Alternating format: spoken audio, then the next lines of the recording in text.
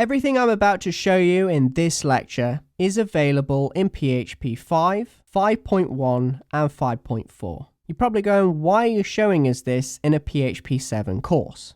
The reason being is because I want to cover this topic extensively and not just with partiality. So please do note that what I'm about to show you here doesn't just apply to PHP 7. And it is to do with type declarations, but this time it's to do with object types. And there is no polymorphism. So everything in the previous lecture to do with primitive data coercion, that is new in PHP 7. But everything I'm about to show you here is in older versions of PHP, and there is no polymorphism whatsoever. It will not try to adapt the data. It's very strict and rigid. Now, the first data type declaration that I'm about to show you will only allow an array to be passed in to an argument. Now, this array can either be a zero-indexed array, or it could just be an associative array like so, where you have a key and value pair. But right now, we'll just stick with a standard zero-index array,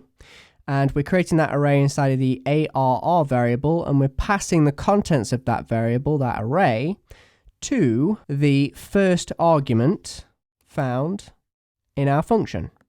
And then all we're going to do is encode that in the JSON format and have that printed out in the browser. So let's go ahead and just save this now, and then we can take a look at this in the browser, and you can see that we have hello world, another word. That's our array right here, and we've just printed that out. Perfect. And if I try to go ahead and let's say pass in just a string or a number or a primitive type data, then you will find that you'll get an error. And likewise, as mentioned previously, you can also have associative arrays that have key and value pairs. And I can pass this in ARR like so. I can go ahead and save that, and then we can refresh. And there we go. We can see that our associative array was printed out in JSON. And it's important to note that this type declaration is available in PHP 5.1. Now, we also have the ability to define a callable data type declaration. So what does this mean? Well, functions in PHP are first-class citizens like some other programming languages. But what does that mean? Well, it means that it treats functions as objects. So if you can store an object in a variable or an array, or even an object inside of another object, then you can store a function inside of a variable, inside of an array, or inside of another function. I could literally write another function within this function. So functions are first-class citizens. They're treated as objects. And likewise, as we can store functions inside of variables, that means we can store functions inside of arguments, because arguments are just temporary variables. So in lieu of that fact, we now have a function parse, and we are saying that this argument, this temporary variable, is going to store a callable function. So that's that data type declaration. It means it's going to store a function. And then what we're going to do is when it executes, it's going to echo out, let's say, a string. So this function parse can do something. And then once this function has finished, we can then target the variable, the argument that contains our function, and then open and close the brackets right here to execute that function. So we're actually passing that function into our argument right here. We're saying the callback is equal to a function. So let's go ahead and undo that. So that function is a parameter that's being passed into the callback argument. So I can go ahead and save that now, and let's refresh this in the browser. And notice that it says this string came from the parse function, so this was executed. And then it looked at the argument, which contains the function right here. And it says callable function, this string came from the callback function, which it came right there. So it executed that function afterwards. And again, you can store this inside of a variable, so you can say $func, and then you can pass that as a parameter. So I can say func, save it, hit refresh, and there you go, you get exactly the same result. So functions are treated as first-class citizens or objects. And the callable type declaration is available in PHP 5.4. Now, as shown in the previous demonstration, we could set the declaration type to array, and that means that it could receive just an object. We just want to know if it's of the type object, if it's a zero-based index array, or whether it's a standard object created from a class. Whatever it is, it has to be an object. But the issue is, what if we want to make sure that this object came from a particular class? Well, we can actually do this. So what I've done here is I've defined two classes. So classes are here to build or create objects. And then I have said, right, I'm going to create a new box variable, and it's going to store a new cake object. So it's going to invoke that class, and then it's going to build an object from that class. So now our box contains a cake.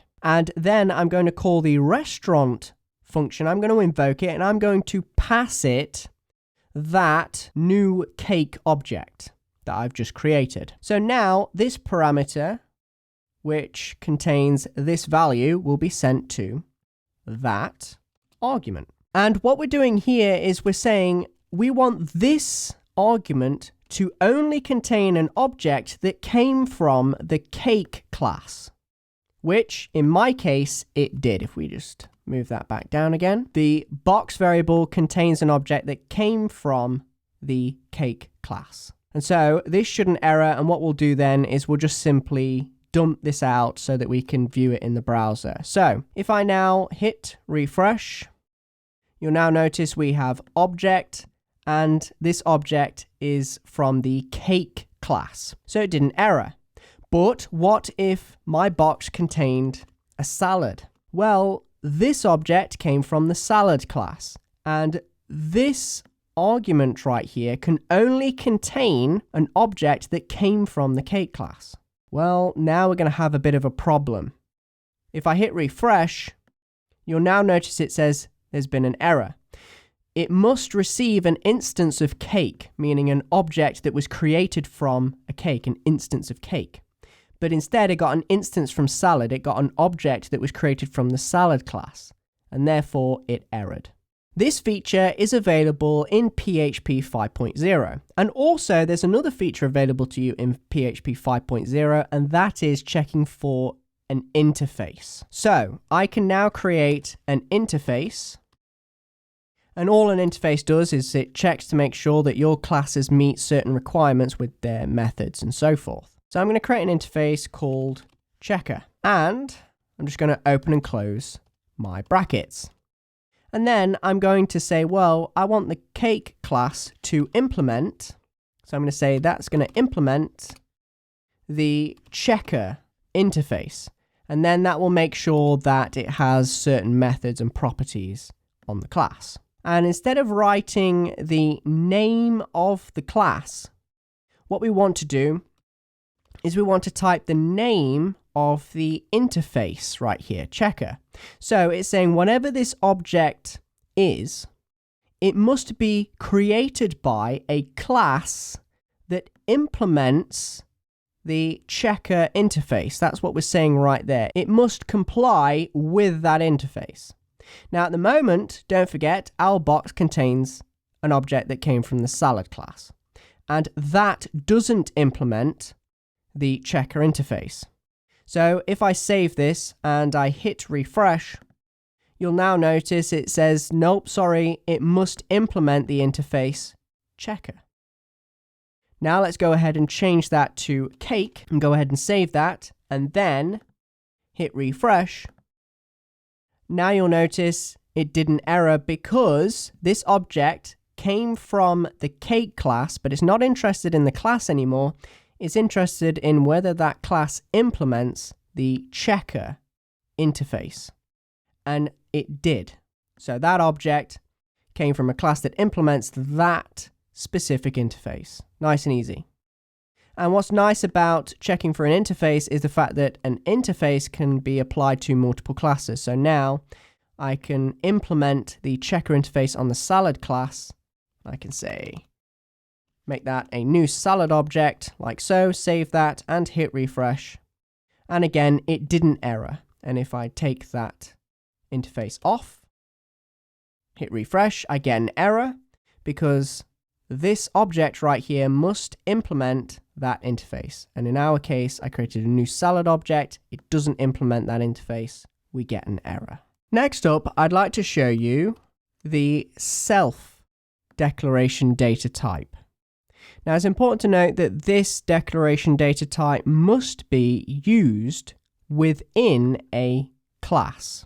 Otherwise, if you don't use it within a class, you will get an error. So what is this self-declaration type? Well, what it's doing is it's saying that this argument right here can only receive an object that came from this class, or it came from itself. So now that I have this class defined and we have this icing method, I'm then going to instantiate this class, meaning create an object from the class. And we have cake1, and that's equal to new cake, and cake2, and again, I'm going to create a new instance of the cake class right here. So we have two cake objects, and they're identical. And then all I'm doing is I'm targeting the second cake, cake2, and then I'm invoking the icing method. And I'm passing in cake1 right here. So cake1 contains a cake instance, a new cake object. So this is essentially what we're doing. And so what it's going to do is it's going to say, right, is this object right here an instance of itself, an instance of this class? The answer is yes. A new cake right here is an instance of this class. And what it will do is it will then print out some simple pieces. And then we'll just print out some simple text saying cake to ice, put in a line break, and then we will var dump out the contents of this argument right here. So let's go ahead and save this and hit refresh, and we should not get an error. And we didn't, because what it did was it said, okay, the object that we received in our this cake argument was in fact from itself, this class. So it came from the cake class. Now, if you tried to, let's say, create another class to build another type of object, pudding, and cake1 contained an instance of pudding. So now the object that's being created right here came from the pudding class, and then that object is then being passed to the icing. This then means that the object no longer comes from the cake class. So let's go ahead and save this and hit refresh. And you'll notice now that it's saying, oh, there is a serious error here. The argument must contain an instance of cake. So there you have it, all of the declaration data types that you can declare on your arguments.